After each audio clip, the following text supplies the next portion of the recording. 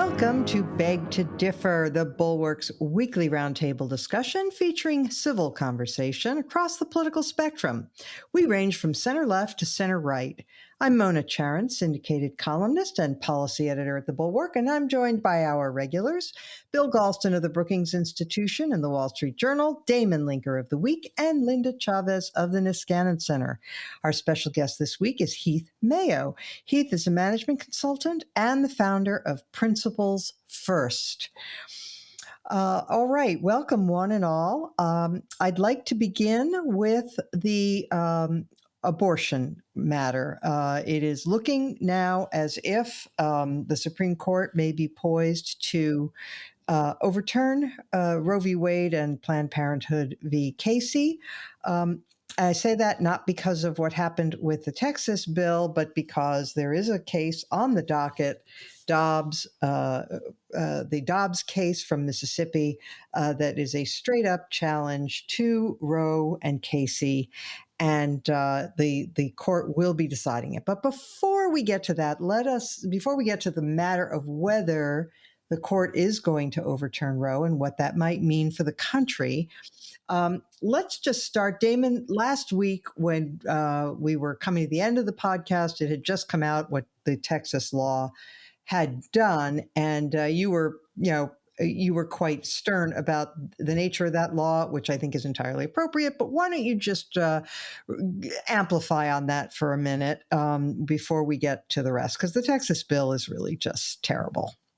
Yeah, I mean, first of all, there are two issues with the Texas bill. The Mississippi bill that you mentioned a moment ago is a direct challenge to Roe and Casey. It places the restriction on legal abortion at 15 weeks, which is pre-viability. That's what is going to create the challenge that will leave the Supreme Court to decide whether Roe and Casey stand. The Texas law, though, creates a standard at only 6 weeks, which, of course, for many women will only be functionally 2 to 3 weeks, since many women don't even know that they're pregnant until they've missed their period. And sometimes miss their period for more than 1 month because some women are irregular. Exactly. So this is an extremely draconian attempt to restrict abortion, and it goes well beyond what we've seen in other states. So even if you incline toward wanting to restrict abortion more than has tended to be allowable under Roe and Casey, this might raise your eyebrows. It's a pretty extreme example of abortion restriction.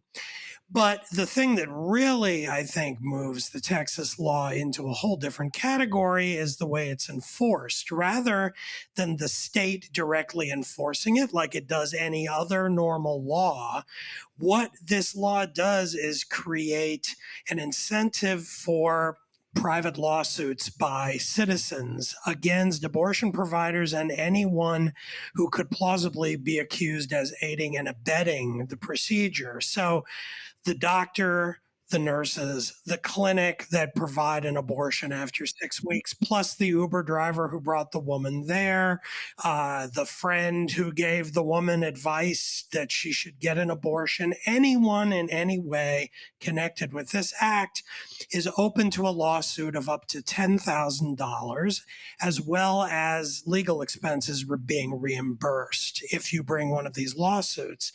This has, I think, quite accurately been described as a law that encourages a form of bounty hunting, where the government is farming out its prosecutorial and enforcement mechanism to private citizens and essentially saying, hey, you can make some cash if you go and get people in trouble for violating this law. Now, I don't know. This is apparently a strategy that was hatched within the conservative legal world, partly in order to bring about exactly what we saw happen last week with the Supreme Court, where they sort of didn't know what to do. And I really am willing to give even the conservatives on the court the benefit of the doubt that they weren't in effect doing what a lot of progressives immediately accused them of, that basically they already overturned Roe and Casey last last week. That no, this was a procedural ruling during the court's shadow docket where people had brought suits against this new law, and they were attempting to receive relief from the court. In other words, blocking its imposition until the new law could actually be reviewed by coming up through the standard channels, through the appellate courts, all the way probably to the Supreme Court months and months from now, maybe even a year or two from now. The Supreme Court said, no, we're not going to intervene. And the reason why the conservative majority went with that is precisely because there was no enforcement mechanism by the state. And so it was unclear exactly who had standing, who the injured parties were, and all of that became hopelessly muddled. Now, of course, the three liberals on the court, as well as the Chief Justice, John Roberts, were still willing to block the enforcement of this law simply on the grounds that this very mechanism of enforcement was so highly unusual that it required a kind of pause on it while it could be reviewed. But the conservative majority decided, actually, no, we'll let it stand for now, allow there to be injured parties, allow those injured parties to bring suit, and have it kind of rise up over the coming months and maybe more to the high court. So in general, I mean, my take on it is my own view of abortion is very muddled and in the middle. I'm in favor of allowing states to regulate abortions pretty strictly after the first trimester. And certainly after viability. And I'm willing to compromise with that within limits. But as I said earlier, the Texas law both is very, very early. And secondly, it's the enforcement mechanism that I find truly outrageous and led me last week to call it perhaps the most morally obscene law passed in my lifetime. So, Heath Mayo, first of all, welcome. Thanks for being here. You're a lawyer, I believe. I found I was actually with the majority in a sense of the court when they said, look, this does not present a case or controversy at the moment, because the one person who was named said he had no intention of enforcing the law. And there really wasn't standing to decide it. So the drafters, I guess, get credit for cleverness. But my question to you is, at what price? I mean, by figuring out this really super clever way of getting around a preliminary injunction, they instituted a scheme that really does encourage people to spy on one another, to inform, to be bounty hunters, to take advantage of women's, misery in this fashion, and I think it puts the entire pro-life movement, which, by the way, I consider myself part of, in a very bad light. Right. No, I think that's exactly right. And thanks again for having me here. It's an honor to be with you all. I think Texas really, I'm not sure what they're accomplishing by this, to be honest, because, the defendants that the plaintiffs joined in this case included, I'm from East Texas. It included the Right to Life director of the Longview chapter of Right to Life. And so, yeah, and a couple of other folks who are adamantly pro-life and who have been engaged in the movement for a long time. And so those are the types of people that had to essentially walk into court and say, oh, no, I wasn't actually going to sue anyone under this statute. So it's actually, in order to keep it out of court, they had to sort of say, or to get the ruling that the court ultimately handed down, they had to say, oh, I wouldn't sue under this. And so it's confusing to me what it even really accomplishes, because to me, what the pro-life movement wants, what it needs, is what the Mississippi lawsuit is accomplishing, which is having the court reconsider its precedent in Roe and Casey. And what happened in Texas is that's not what happened. It's not that the law is really enforced. It's just hanging out there over the populace, and it's creating this threat of liability if someone ultimately does bring a suit. But the whole point is that they're trying to keep these challenges out of court so that the law can't be challenged. So it's not clear to me that even from a pro-life perspective, the Texas law helps accomplish what pro-life conservatives have been wanting to be accomplished for a long time, which is presenting the question properly before the court so that Casey can be reconsidered. So it just doesn't make a lot of sense to me. Right. Linda, a lot of the criticism over the years of Roe v. Wade and its progeny, which includes Casey, is that, well, the main criticism is that it took a matter that is clearly a political subject that should be decided by people in their states and by elected representatives of the people. They took it out of the hands of the people and judicialized it so that it sort of shut down debate and discussion. And so the court seems poised now. Let's assume that they are going to reconsider Roe and Casey. They're doing so just at a moment when we seem least capable of, discussion, debate, reaching reasonable compromises with one another. I would like to see the issue, return to state legislatures, but it's hard to be optimistic about how that debate will go in the current atmosphere. Well, and particularly when state legislatures include those like Texas that come up with this bizarre scheme. I mean, this scheme they've devised in Texas does not only affect abortion, it takes normal American tort law and basically stands it on its head. I mean, the basic premise, I'm not a lawyer, but I, deal with these kinds of constitutional and other issues. And, the principle has always been in America, you can't sue somebody. You don't have standing to sue somebody unless you've had an injury. So, Mona, you are, as long as I have known you, you have been a very staunch pro-life advocate. And you might very much object to an abortion taking place in Texas. But for you to be able to go and essentially try to enforce this law and get a $10,000 benefit from it, you've suffered no harm because someone has had an abortion. So it's such a fallacious argument. And what it says to me is that the Republican Party and what now calls itself the conservative movement, but which is anything but conservative in my view, has become so radicalized that they've basically gotten away from principles, sort of kind of principled conservatism. And certainly this is one example of that. And by the way, I also think politically, this is a huge gift to the Democrats. One of the reasons anti-abortion advocates have been more impassioned and have been more willing to make that issue a voting issue is because of their strong moral belief that abortion is murder, and therefore they must vote their conscience. And so for that, and it is a minority of Americans who hold that view, it's a voting issue.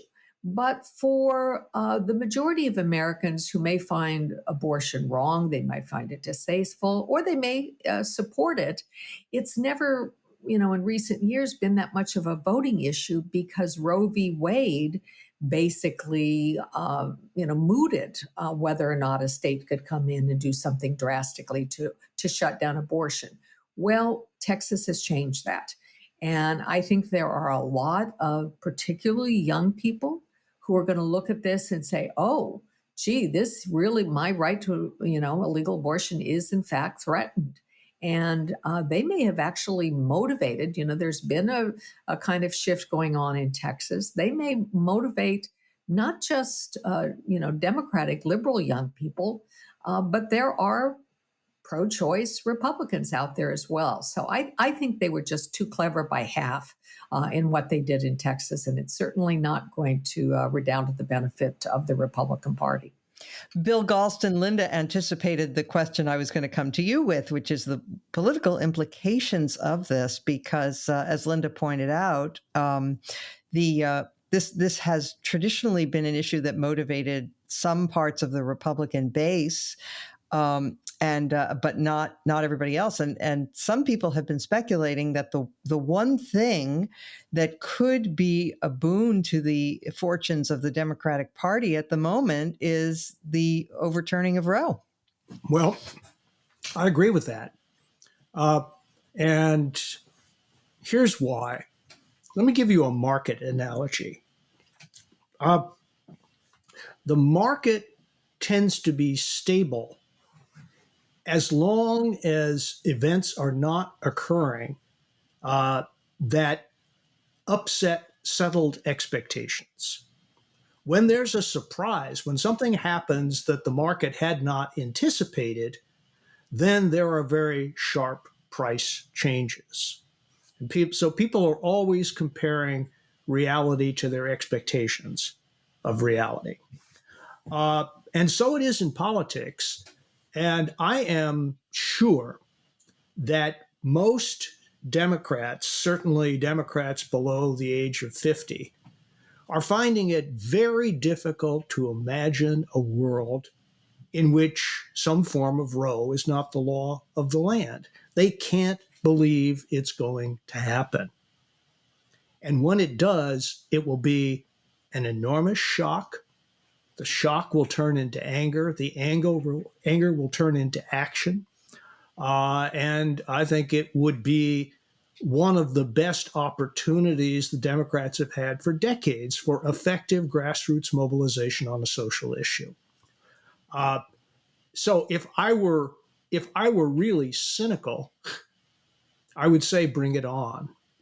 There are various reasons why I don't think this is a fight we need right now.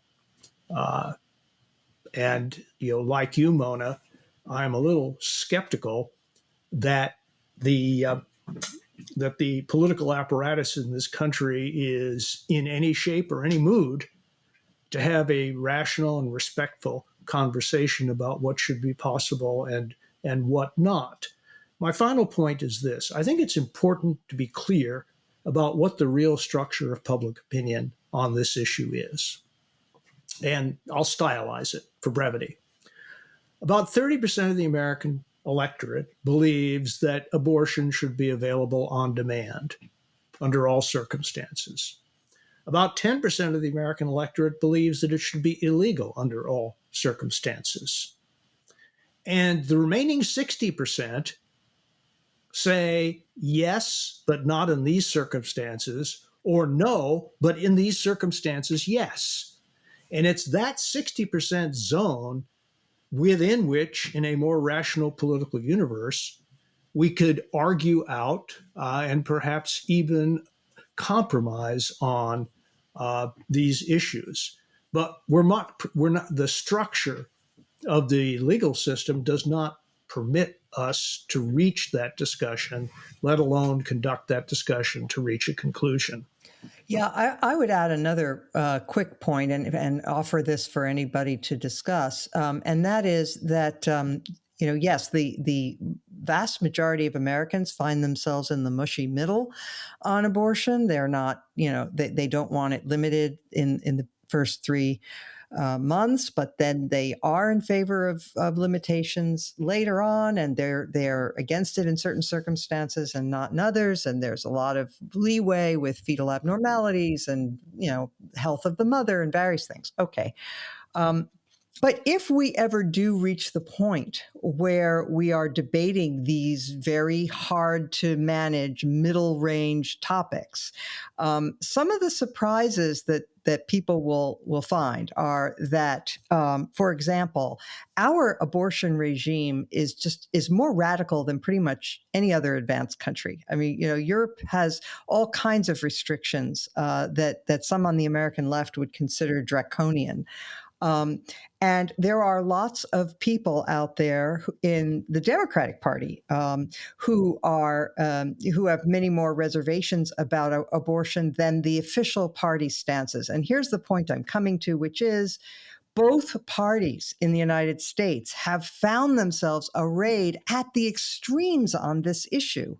And I'm wondering if the overturning of Roe and Casey might actually force the parties to better represent where the American people really are. Any comments? Damon. Well, I mean, the only thing I wanted to add actually was in response to Bill's point, just to say that at least from what I've seen, and I rely mainly on Gallup, which has had a very good long-standing tracking poll on abortion and public opinion, the number of Americans who believe abortion should be illegal in all circumstances stands at about 19%, not 10. And it's been around 18, 19 for over a decade now. So I think it's still the case that the number of Americans who believe it should be legal in all cases is higher. It's about 32% now. The interesting thing is that as recently as 2009, that number was only 21. So as recently as that long ago, a little over a decade ago, roughly the same number of people were absolutists on either side. But that gap has opened up over the last decade so that there are now more who are absolute pro-choice. That leaves about 48% of the country in that mushy, undetermined middle. And I guess I get, if it's okay, if I could add one more quick point on this, please. that remember that we are debating whether Roe and Casey will be overturned and therefore whether this will be returned to the states, and that the states themselves are very, very different. There are lots of states, including the states with some of the largest populations in the country, especially New York, California, and Illinois, where abortion will remain pretty much as it is now, even if Roe and Casey disappeared. And so in those states, I don't know how much of a difference any of this will make. Where it will make a difference is in more red states where actually it will be outlawed. But the fact is that public opinion in those states are quite a bit more pro-life. That's why they're red. So, for instance, the latest Texas public opinion poll I've seen, taken, I believe, last March, had 13% of Texans saying abortion should never be permitted in any case at all, and 31 additional percent thinking it should only be permitted in rape, incest, or life of the mother. So you put those two things together, and we're at like 45%. Basically, with a stringent pro-life position there.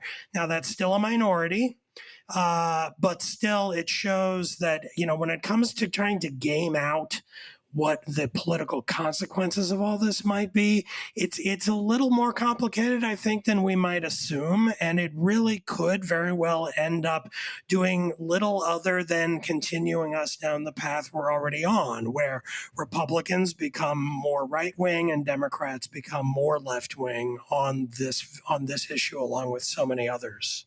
Yeah, there are so many unknowns. For example, how many of the people in Texas who have the other point of view, though, on this would become energized by the thought of the law actually changing in Texas and, might then begin to vote more? It's all, these are all unknowns. But, could I just, add, Mona, that one of the things I think that is going to be interesting to see if, in fact, and I think, there is a good possibility that in the Mississippi case, the law that is passed there will pass constitutional muster, which would have, in effect, overturn Roe v. Wade. The real question is going to be, is there going to be any room in the Democratic Party for people like former Governor Casey or like the old Joe Biden? Because I think that, we focus a lot on the extremes in the Republican side, but there are pro-life Democrats who at least say that they are pro-life individually in their own lives, and they have not had a very welcome spot in the Democratic Party. And the only other thing I would add is that what we're seeing in Texas, I think if we go back to having states having different laws and different standards, what we're going to see is there will be movement. Some people will decide not to live in those states. And I think the pro-choice movement is going to get very active in transporting women who want abortions to other states. And we're already seeing that happen right now in Texas under this new law. Last word on this subject, Heath Mayo.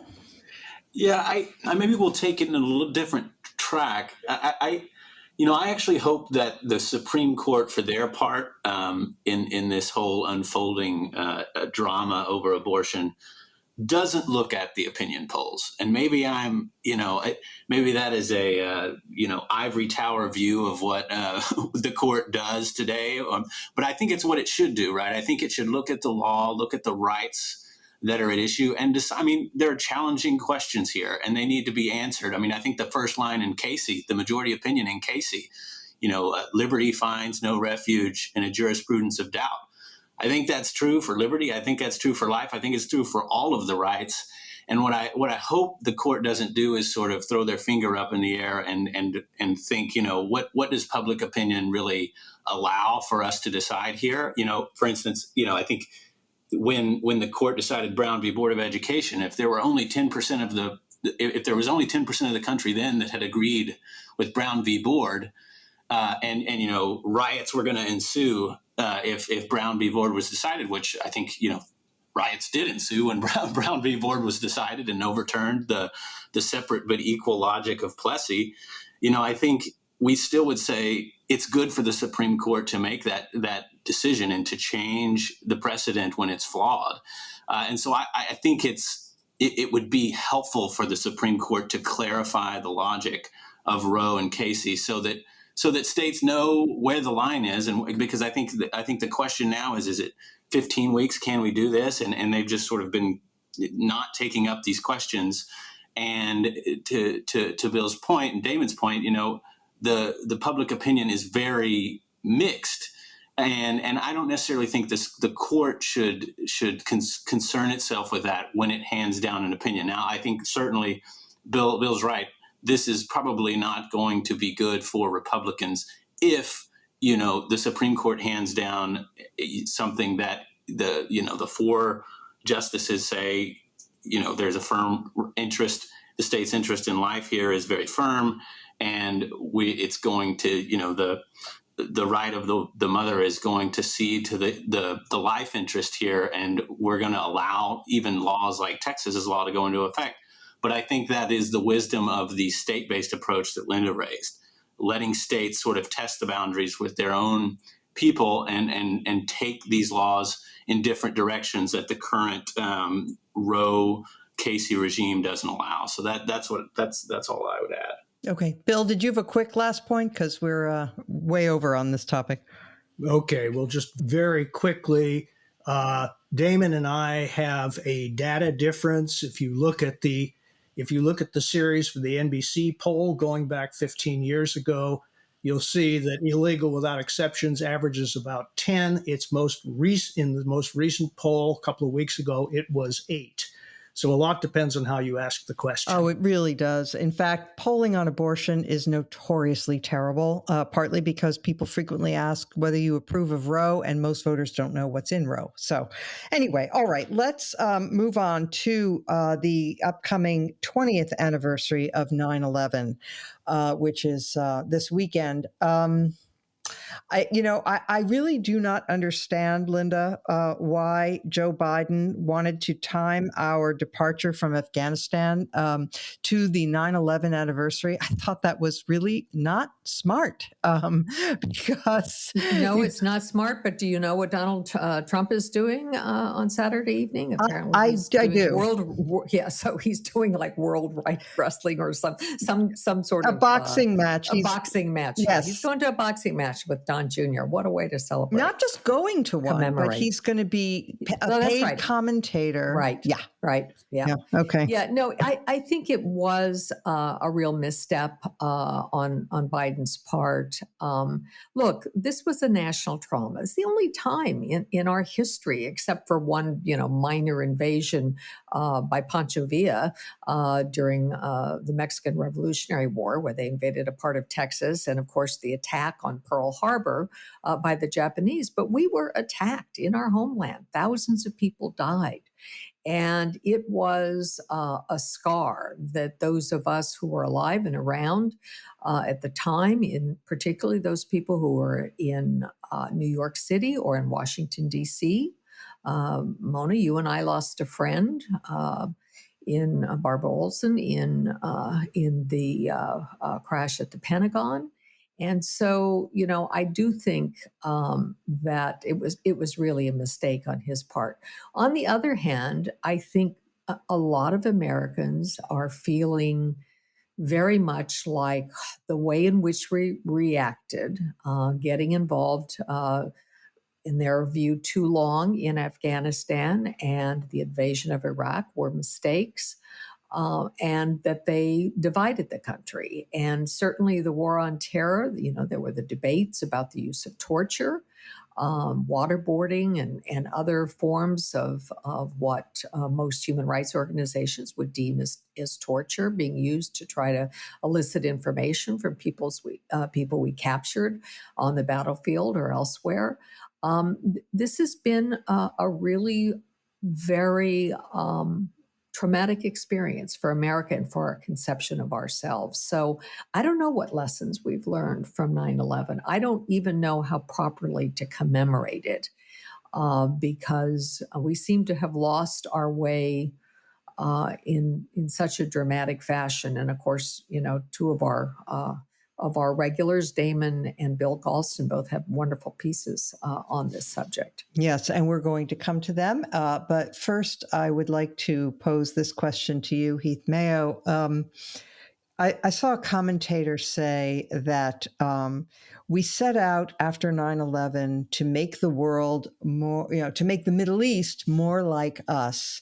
And in the end, we wound up making us more like them. How do you respond to that critique? I mean, I think it's certainly an interesting comparison, but I don't know that I would go comparing the United States to say the Taliban as I think people on the left have been maybe making that comparison, saying the American Taliban.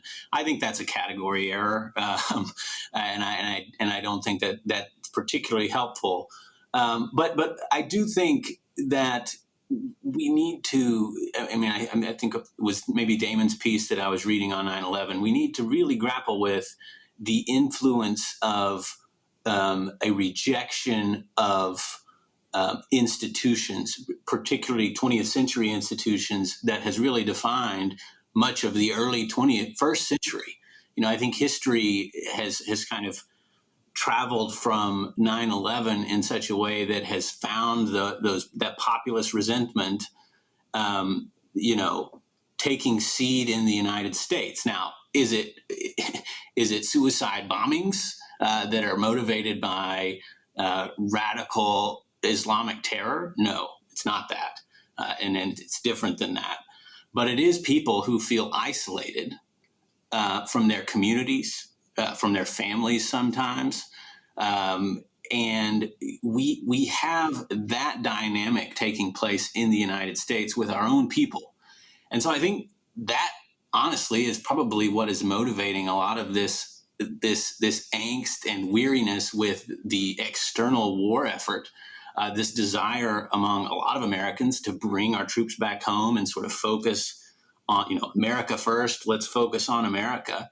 And, it's hard to blame people, honestly, that feel that way when you look at our society and the effects on our society that drive that sort of, with social media and all this stuff that bring us further apart as individuals and make us more isolated, even though we're now more connected than we ever were. And so, I wouldn't compare us directly to the Taliban, obviously, but I think that there are, travel through themes that we should recognize and combat as much as we can, so that we don't have this type of populist, aggressive extremism taking root and festering within our own borders. So. Thanks. Damon, I want to focus on the piece, very good piece that you wrote, but I'd like first for you to just respond to this, because I've seen a lot of commentary around the anniversary that stresses the mistakes that we have made since 9/11 as a society. I think there was a piece in The Atlantic that basically argued we did everything wrong. And I honestly think that goes too far. And I also resist this notion that it was entirely hubris. Look, there were good reasons to be fearful of this global Islamist violent strain that was showing up. It didn't just show up on September 11th. The World Trade Center was originally bombed in 1993. I think a couple dozen people were killed then. It didn't work out as the planners had hoped, but it was a serious attempt. And then there were all the rest, the bombing of the coal. Our embassies were attacked in Kenya and Tanzania, and there were attacks all over the world. And this kind of thing was happening to the point where when 9/11 happened, which as Linda described, it was such a profound attack and such a shock. It was understandable, wasn't it, that people said, okay, this is now a war. Okay, this is no longer just, we have to do some policing operations around the world. Yeah, and I agree with almost everything you just said. First of all, I probably wouldn't even have bothered to mention it 6 months ago, but because there seems to be some revisionism going on in the wake of our withdrawal from Afghanistan, but I'll put my cards on the table. Yes, I supported the attack on Afghanistan after 9/11. There was, I know Barbara Lee voted against it, but frankly, aside from her, I don't think there's any country in the world that would not have gone to war in Afghanistan after the Taliban government there sheltered and gave aid and comfort to al-Qaeda and Osama bin Laden, who then attacked us.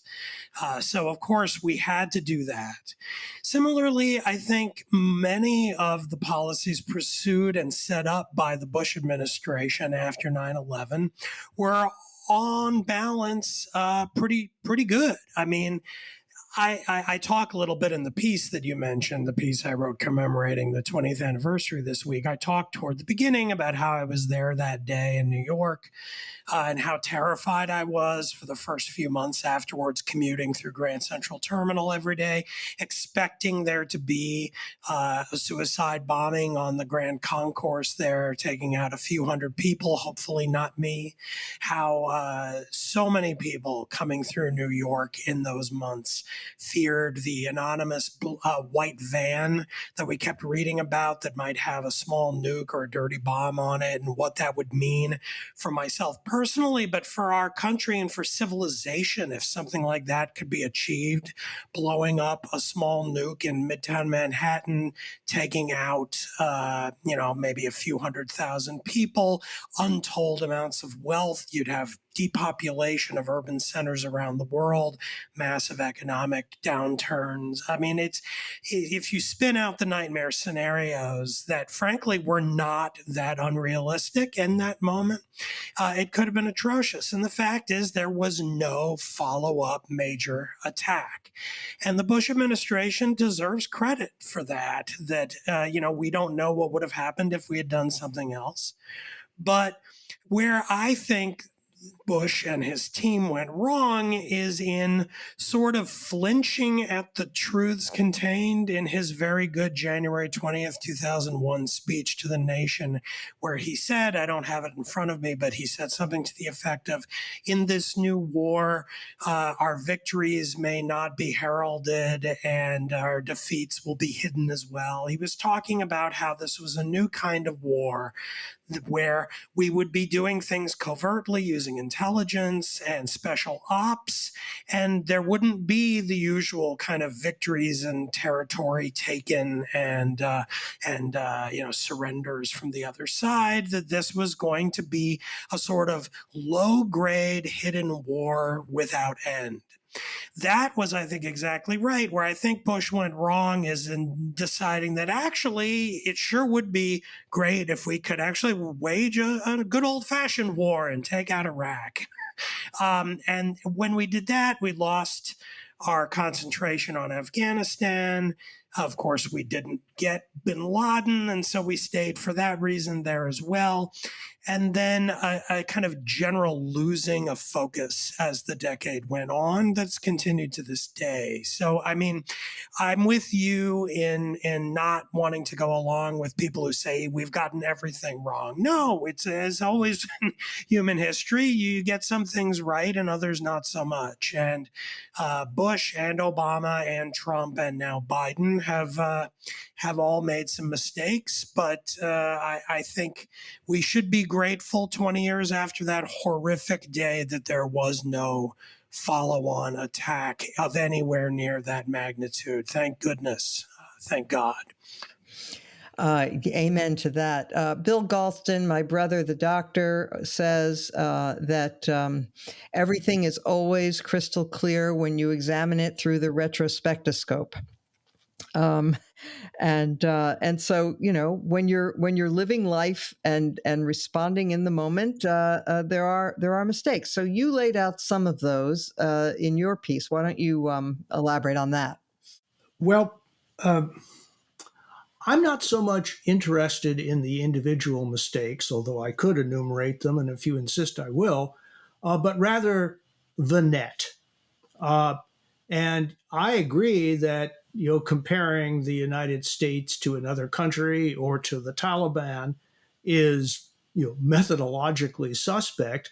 So why don't we compare the United States to itself? September 10th of 2001, September 10th of 2021. Are we a stronger nation today or a weaker nation than we were 20 years ago? And I think the answer to that question is obvious. And our response to 9/11 had something to do with the fact that we have declined, at least relatively, and quite conceivably absolutely as well, during this period. And one of the mistakes that I enumerated in my piece that I will defend is that we overreacted to 9/11 and as a result lost focus on the rising geopolitical threats that the United States faced from a resurgent Russia and a rising China. And for the better part of 2 decades, we allowed them to roam freely through the world, taking advantage of our inattention or our inability to mobilize enough resources away from the Middle East, or even in some cases in the Middle East, to do what needed to be done. I am very fearful that the 20-year head start that we've given the Chinese is going to be hard to recover from, and the relative power of China, even if we do begin to respond, is going to be at its peak sometime in this decade. What will they do with this advantage? And are we prepared to meet it? And our overreaction to 9/11 has put us in a position where we're really trying to catch up from behind, and we could lose the war for the 21st century as the result of our overreaction in Afghanistan. That is the gravamen of my argument. Everything else is a detail. Although I will say this, I'm not entirely joking. Tucker Carlson has become the undistilled id of the populist movement, and he emitted a full-throated praise of the Taliban just a few days ago, and he made 2 points. Number one, these are men who are unafraid of their masculinity, and number two, their women like it. My God. Oh, yeah. Oh, God. Yeah. All right. Look, I will close with this observation that I was I was the mother of young children on 9/11. I had to rush to their school to pick them up, and on the way to pick up My two younger sons got a phone call from someone telling me that I should pull over because she had distressing news, not just distressing, but that somebody that we knew, Barbara Olson, was on one of those planes that crashed. And I remember distinctly during the weeks that followed the terrible fear of another attack, the fear that there was anthrax, we had to segregate the mail, the fear of the Washington, D.C. sniper, which came right after. I mean, there were all kinds of worries, whether the reservoirs were being attacked, all you name it, whether they were going to unleash smallpox. A dirty bomb, our imaginations ran wild. And yet I can honestly tell you that as frightening as that was during that period, it isn't as deeply unsettling as the feeling I have now that our domestic peace and unity is shattered, and that I don't know what to expect from my fellow Americans, not from some foreign enemy. And that's even more unsettling. All right, let us now turn to the GOP. We have a little bit of time left for this. There is going to be a recall election on Tuesday in California. And Heath Mayo, I'm going to start with you on this. The Republicans, including the front runner, if you can call him that, on the Republican side, Larry Elder, is saying that, guess what? Guess what he's saying? He's saying that the election might be rigged. Well, no surprise there. I mean, if you look out across the Republican Party right now, the question du jour for, in these primaries particularly, are not any kind of topics of substantive policy for the country. They're not talking about how to create jobs for your family or, encourage the growth of small businesses, right? The questions that are determining, who rises and who falls in the Republican Party right now are our elections rigged? Can you trust it when you go and vote? Did Trump win the election in 2020? What's your thoughts on that? That's the first thing. The second thing is, do these vaccines work? Are they tracking me? And what are we going to do to end this deep state vaccine conspiracy? And the third is, how loudly have you cheered for Trump in the past, right? And that's really the debate in Republican circles. So it's not surprising to see folks like Larry Elder coming out and paying lip service to some of these tropes. It is frustrating, obviously, and I think it's probably going to I don't know that Larry Elder is a very serious candidate for the governor of California. I don't know that Newsom is very good either, which is why I think he's found himself in some trouble there in deep blue California. But I mean, I think it's a disservice to conservatives and people who actually care about the policies that the Republican Party at least used to talk about. Now they don't even talk about them anymore. Frankly, not surprising. It's hard to expect anything better at this point. But hopefully the pages are starting to turn. But I'm for reasons that are obvious. I don't think there's much cause to be optimistic. But we will continue to talk about it, I guess. Yeah, we will, especially here. So, Bill Galston, You've got Republicans showing up at school board meetings saying that they don't want to have anybody tell them to take a vaccine because it makes scissors stick to their foreheads, and you've got Trump issuing statements in defense of Robert E. Lee, and then you've got people on to the left, some people even in my timeline on Twitter, saying, "Well, this is exactly what the Republican Party has always been. There's no change." So I want you to respond to that, Bill Galston. What do you say to that? That this is just the same old Republican Party we've always known? Not for the first time. I'm going to take a middle position. Okay. And that is, on the one hand, this is not the Republican Party we've always known.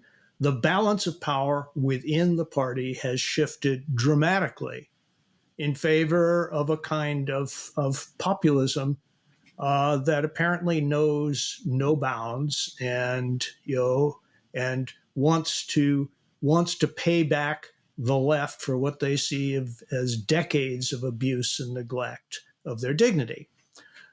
On the other hand, I think Republicans that I respect have always averted their eyes from some of the more extreme tendencies, theological and racial, within the Republican Party from Ronald Reagan's days on. And the idea was that these people could be used for electoral purposes, but they would never be on top. Well, guess what? They're out of their bottle. Somebody took the cork out, and now they run the party. And so on the one hand, they haven't always run the party. On the other hand, for 40 years, they've been in the party. And I don't think the people who ran the party for most of that time did very much to chastise and restrain their worst instincts. So, Linda, I'm going to come to you on this. I've heard this from others, this critique that those of us who were the sane people in the Republican Party sort of averted our eyes from the nutcases and the dangerous ones and said, well, they have their uses and they're not in charge, so we don't have to take them on. I don't believe that. I actually think there was a lot of pushback against that part of the Republican Party. I mean, I remember the days when Bill Bennett went after Pat Buchanan. And I remember when there were serious arguments between the paleocons and the traditional cons and so on. There was a lot of policing that went on. And I would also state that the Democratic Party overlooked a lot of radicalism in its ranks too, because it was useful. You had Michael Moore as an honored guest at one of the Democratic conventions. So, how do you feel about this? Well, I agree with you, Mona. I mean, David Duke, if I'm not mistaken, did in fact, become the Republican candidate for U.S. Senate, and he was disavowed and got no support whatsoever from the party. So there were people who were radical and who tried to wrap themselves in the Republican Party. I think there was a fair amount of pushback. But, you mentioned Bill Bennett. It's I know. absolutely true. But Bill Bennett, he's done a 180. I know. He's as Trumpy as you get these days. Yeah. So I don't know how to explain it. Look, I knew when I was at the U.S. Commission on Civil Rights, when I was very much at the forefront of the debate on racial preferences, affirmative action, et cetera, that some of the people who supported my point of view did it for all the wrong reasons. I wasn't naive about that. I knew that. I tried always to make it clear that my greatest objection, for example, to having different standards for admission for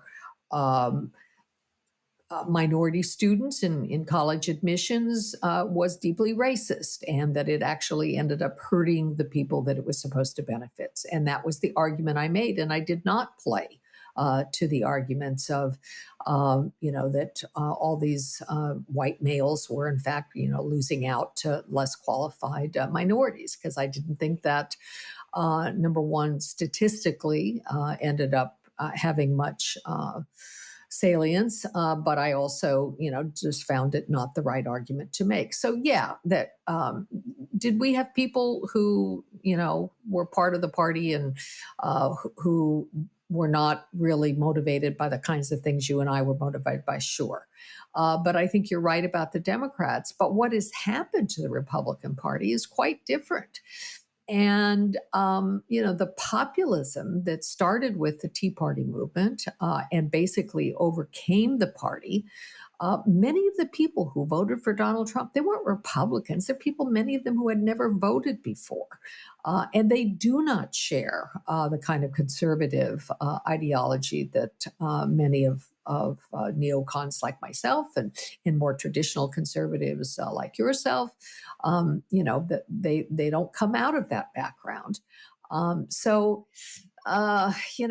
don't know what's going to happen going forward, but I'm not willing to accept, blame for having stayed silent, because I don't think all of us did stay silent. Damon, returning to a theme that is a regular theme of this podcast, but for good reason, I think, this undermining of confidence in elections is the most destructive and insidious thing that the Trumpists, populists, are doing. It is exactly what led to the insurrection on January 6th. It is exactly the kind of poison that can undermine people's faith in democracy and therefore lead to violence. Agree or disagree? Yeah, of course, yes. I mean, I don't know what to say about it at this point besides to agree and say that this is just terrible. We're talking about the most fundamental rules that enable us to govern ourselves as a political community and that enable us to continue to rule and be ruled in turn, to quote Aristotle, and to view it with the whole system with legitimacy. If we get to the point where any time your side loses, you accuse the system of being corrupt and colluding against you, we're really just going to be mere millimeters away from civil unrest, civil violence, and ultimately a civil war. Because frankly, if you can't alternate power among competing, disagreeing factions within your polity, the only other alternative is to fight it out. The old line about how politics is war by other means. Well, if politics breaks down, which it will, if we can't abide by a common set of rules and trust in them, then we will eventually have recourse to picking up weapons. So it's again, like, what does one say at a certain point beyond like, my God, man, can't you realize that you're like driving at 80 miles an hour into a brick wall? Please stop. But the Republican Party has determined, as I think, as they have at previous iterations of this kind of ratcheting toward radicalization in the past, there's this sense of like, well, yeah, behind closed doors, we don't really believe this, but, this is what the voters need to hear in order to show up. So it's a kind of amplification of their enthusiasm to kind of feed the beast. But, the old metaphor of riding the tiger, if the Republicans haven't learned by this point that you're going to get eaten if you try to do that, I don't know what's going to convince them. But I'm afraid we're all going to learn before too long. Yeah. And the people who know better and say in private, of course, this is all nonsense, and then in public say these horrible incendiary things, are even worse, I think, in the grand scheme of things than the true believers. Exactly because they do know better, and maybe. Well, yes. I agree, at least at the level of kind of moral evaluation. I do worry though about the people who really believe it. Of course. In power, like if you combine the people who really can believe it with like giving them actual governmental power, then things get really scary. Sort of in the other direction of like, wow, we just have a lunatic in the White House. As we sort of did for 4 years, but things can always get worse. And by the way, we may again. So we'll get to that in later podcasts. All right. Let us turn now to our highlight or lowlight of the week. Linda, let's start with you. Okay, I'm going to, as I have before, point to an article written by Tom Edsel, who's been a guest on this program. He wrote a piece this week on the September 8th called "One Thing We Can Agree On is That We're Becoming a Different Country." The title doesn't really give you much of a description of what the article's about. It's really all about the shift that's taken place in the area of tolerance. And he quotes some great minds in this article, including our very own Bill Galston, in talking about the shift that's taken place on tolerations of speech and toleration of certain ideas. And one of the things that he talks about, he quotes Cass Sunstein talking about opprobrium entrepreneurs. I thought that was a wonderful phrase. And it's essentially the left now has become, as he describes it, less tolerant in some ways than the right. There's been this big shift with liberal elites having moved out of the university into the broader culture and basically infusing ideas that if you don't stand in lockstep with them on issues of race or gender identity, for example, that you're then basically written out of polite society. And I thought it was a very interesting article. He's got lots and lots of examples of writers on the left and center left, like Bill Galston, describing this phenomena as it has taken place and the change that it is making in our society. Yeah, it seems we're living in a world where the left are cultural authoritarians and the right are political authoritarians. There you go. All right, Damon Linker. Well, Bill earlier mentioned Tucker Carlson as for singling him out for praising the Taliban.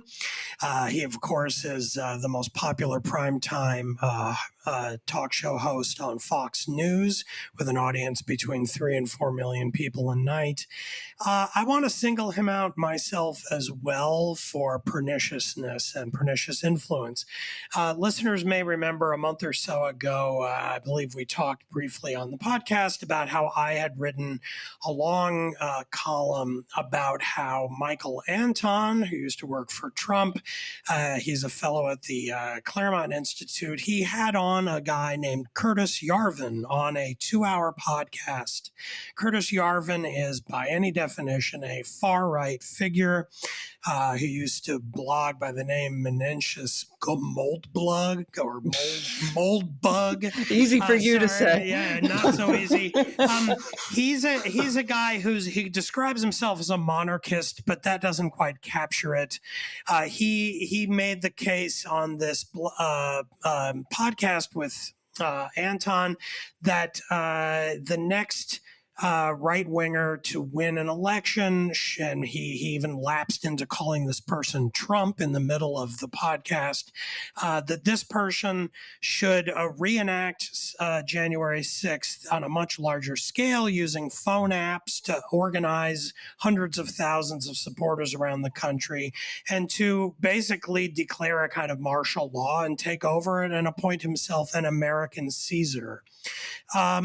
It turns out just this week, Tucker Carlson, on a show that he hosts during the day online titled Tucker Carlson Today, had Curtis Yarvin on for an hour and 15-minute discussion. The video of this is available to people who subscribe to the kind of Fox News special thing that if you pay extra money, you become a member and you can watch special videos there. It's promoted by Fox as, quote, conservative blogger Curtis Yarvin joins Tucker Carlson today. And their conversation is, as you'd expect, it's all Yarvin's far-right musings about how the deep state is totally real. The government is controlled not by the president, but by this faceless administrative state that imposes progressivism at every single turn. And the only hope for the right is to seize power and smash it. And that's who Tucker Carlson wants to have a nice chat with and introduce his very large audience to. I will predict it will not be long before this individual is invited on to the primetime show itself to educate his listeners, his viewers, into the future of what conservatism in America is supposed to mean. All right. And then next to the Republican National Convention. Exactly. All right. Heath Mayo. My highlight, I think, has to be West Virginia Governor Jim Justice. I don't know if any of you have seen his, I guess it's State of the State sort of weekly public service announcements on COVID, but if you haven't seen them, I can't recommend them highly enough. I mean, here's a Republican governor, very plainly spoken. He reminds me of my stepdad in that respect. Just kind of waxing poetic about the hypocrisy and just the absurdity of some of what we're hearing from folks on the right about the vaccines. I think he said something like, for God's sakes, a living, people are out there thinking that there's something tracking us in these vaccines, and they're the ones out there carrying around their cell phones. I mean, it's very entertaining. But it's what Republican governors ought to be doing, right? We really need them to be the voice for the vaccine. I think it's been good that more of them have come out and made these types of announcements, but still many haven't. And of course, you're not going to hear Jim Justice getting an interview on Fox News to kind of spread this message. Instead, as Damon mentioned, it's going to be some of these right-wing kooks instead. But that's my highlight. Kudos to Governor Justice, and I hope he continues to do it. Well, thank you for that. Maybe it should be a weekly feature on this podcast, sightings of Republican sanity, wherever we can find them. Exactly. All right, Bill Galston. And now for something completely different. While nobody in the United States is paying attention, the most powerful nation in Europe, namely Germany, is going to have an election in 2 weeks. And it is entirely probable that the left is going to win that election. And by the left, I mean not just the Social Democrats, but the far left as part of a left-wing coalition. 7 months ago, the Christian Democrats, the sort of the center-right, Christian-oriented party, had 36% of the vote, and the socialists had 15%.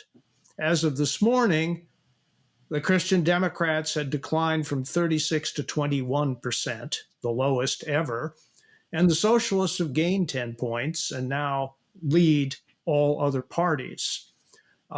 This would be a political earthquake in the heart of Europe, and absolutely no one in this country is paying any attention to it, which says a lot about the current state of American punditry. Well, I am paying attention to it, I have to say.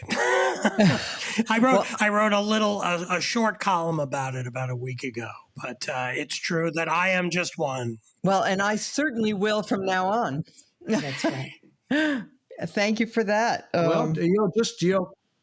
Take a look at what's happening. I mean, you're talking about a fundamental political realignment in Europe. That would be it. Yeah, and that's really interesting and news to me. I will definitely be looking into this. All right.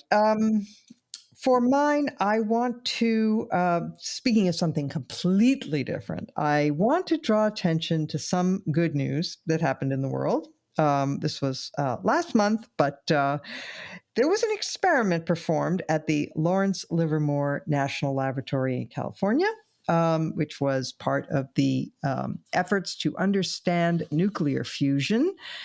This has been the holy grail of energy research now for many decades. And the hope is that somehow we will be able to harness nuclear fusion rather than nuclear fission, which is currently the way our nuclear reactors are powered.